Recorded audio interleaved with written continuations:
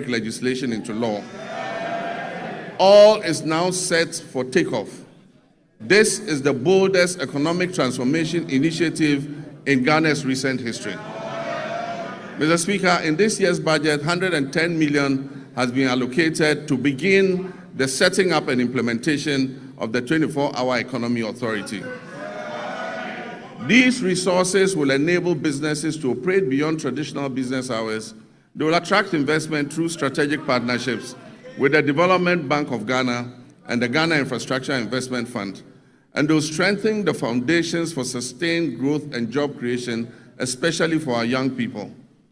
This is about building prosperity and restoring our people's hope through concrete action.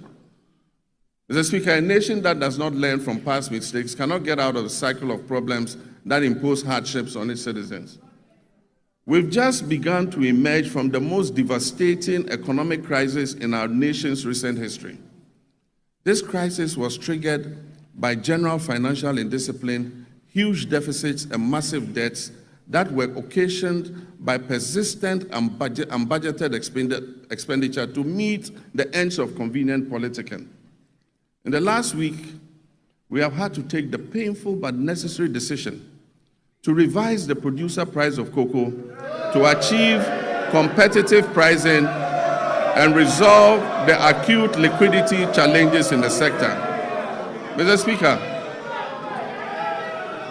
failure to do this as others did and left a debt of 32 billion for this government to pay. Failure to do this would have meant borrowing billions in borrowed funds. Mr. Speaker, this unplanned expenditure would have taken us right back to the very devastating economic problem we have only recently begun to escape.